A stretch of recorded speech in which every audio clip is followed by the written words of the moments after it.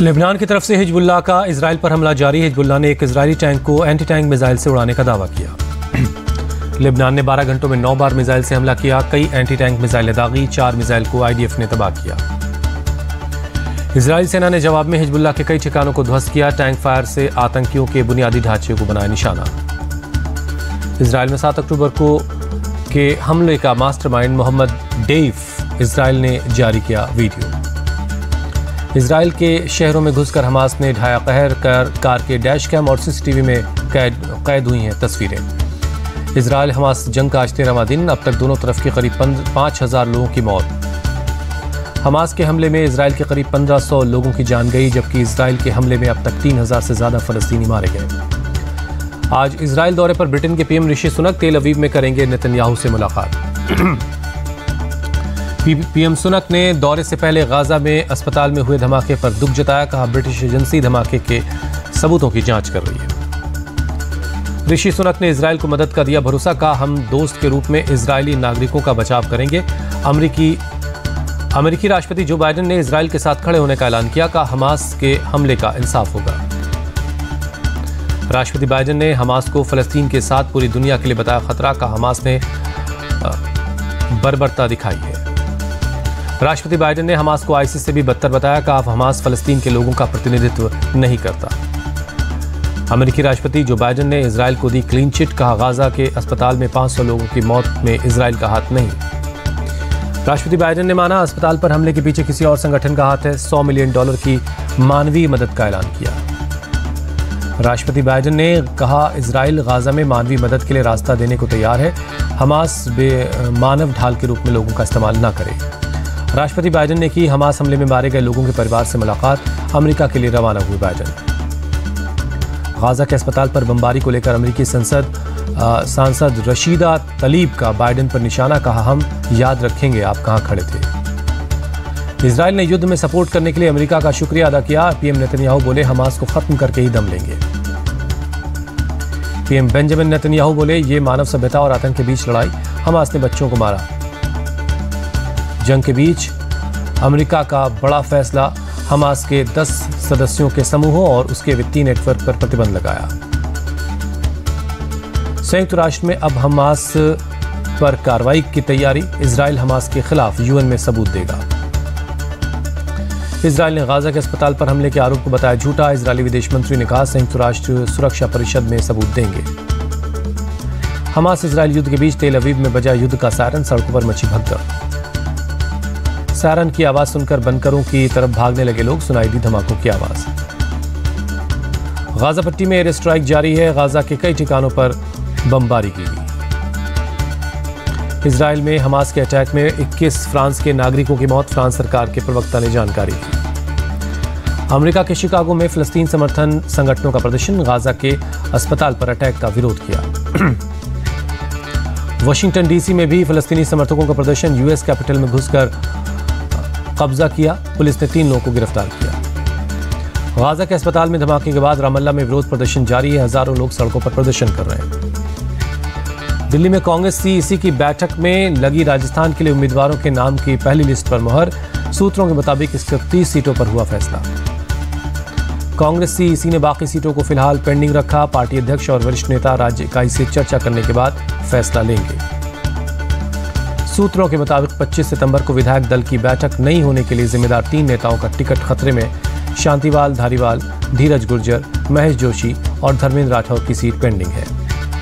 राजस्थान की बची सीटों पर नहीं होगी सीईसी की दूसरी बैठक। मल्लिकार्जुन खड़गे, राहुल गांधी, केसी वेणुगोपाल और राज्य के नेताओं के साथ बातचीत करके आखिरी फैसला लेंगे।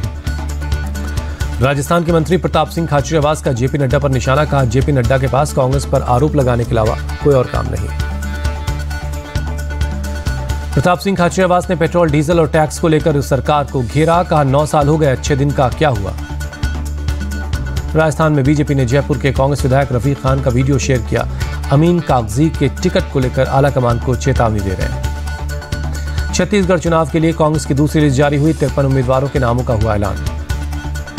राहुल गांधी के बाद छत्तीसगढ़ के सीएम भूपेश बघेल ने अडानी को लेकर सरकार पर सड़क खड़े किए सवाल। कहा खदानें, रेलवे, एयरपोर्ट सब कुछ अडानी को दिया जा रहा है। भूपेश बघेल ने राहुल गांधी के बयान को बताया सही, बोले बिजली का बिल अडानी के महंगा कोयला खरीदने की वजह से बढ़ा है। छत्तीसगढ़ में चुनाव तारीख बदलने के लिए आम आदमी पार्टी ने लिखा चुनाव आयोग को खत, छठ पर्व की वजह से 17 से बदलकर 25 नवंबर मतदान का दिन करने का अनुरोध किया। छत्तीसगढ़ के चुनावी रैली में बोले असम के सीएम हेमंता, ये देश हिंदुओं का है और हिंदुओं का रहेगा। मध्य प्रदेश पर कांग्रेस सीईसी की बैठक, दूसरी लिस्ट के उम्मीदवारों पर मंथन। बैठक में खड़गे, सोनिया और कमलनाथ मौजूद। यूपी प्रदेश अध्यक्ष अजय राय का अखिलेश यादव को प्रपोजल, एमपी में कांग्रेस का साथ दें, वहां हमारा जनाधार है। मध्य प्रदेश के लिए समाजवादी पार्टी की दूसरी लिस्ट आई, 22 उम्मीदवारों को मैदान में उतारा। सीएम शिवराज सिंह की पत्नी और बेटे ने संभाली प्रचार की कमान, बुधनी विधानसभा क्षेत्र में कर रहे हैं सीएम शिवराज के लिए प्रचार। सीएम शिवराज के बेटे कार्तिक का जीत का दावा, कहा कांग्रेस उम्मीदवार विक्रम अगर कुछ दिन गलियों में गुजारें तो उन्हें सच्चाई का पता चल जाएगा। एमपी के शाहजहांपुर में सीएम शिवराज ने किया रोड शो, बीजेपी को वोट देने की अपील की। ग्वालियर में बीजेपी बूथ वर्कर सम्मेलन, ज्योतिरादित्य सिंधिया बोले बीजेपी में कोई नेता मंत्री सांसद नहीं, सब सेवक हैं। कांग्रेस के वादों की लिस्ट होती है खोखली, जनता इन्हें माफ नहीं करेगी, केंद्रीय मंत्री ज्योतिरादित्य सिंधिया का बयान। एमपी के सतना में जिला कलेक्टर की अनूठी पहल, मानव श्रृंखला के जरिए निर्वाचन आयोग का विशाल लोगो बनवाया। निर्वाचन आयोग के लोगों की मानव श्रृंखला बनाकर मतदाताओं को वोटिंग के लिए जागरूक किया गया। बीजेपी ने एक्स पोस्ट में शेयर किया एक वीडियो, लिखा कांग्रेस का हाथ जॉर्ज सोरोस के प्रोपेगेंडा के साथ। डिप्टी सीएम केशव प्रसाद मौर्य का इंडिया अलायंस पर अटैक, कहा वो सब परिवारवादी दल, सब भ्रष्टाचार से घिरे हैं। केशव प्रसाद मौर्य ने 5 राज्यों के विधानसभा चुनाव में बीजेपी की जीत का दावा किया, कहा मजबूती से चुनाव लड़ रहे हैं। फडणवीस के घर कार्यकर्ताओं के साथ झड़प पर पुलिस का बयान, कहा मामले को बढ़ा चढ़ाकर पेश किया जा रहा। संजय राउत ने शेयर किया था वीडियो। पीएम मोदी महाराष्ट्र में 511 प्रमोद महाजन ग्रामीण कौशल विकास केंद्र का आज उद्घाटन करेंगे, शाम 4:30 बजे वीडियो कॉन्फ्रेंसिंग के जरिए शुरुआत करेंगे।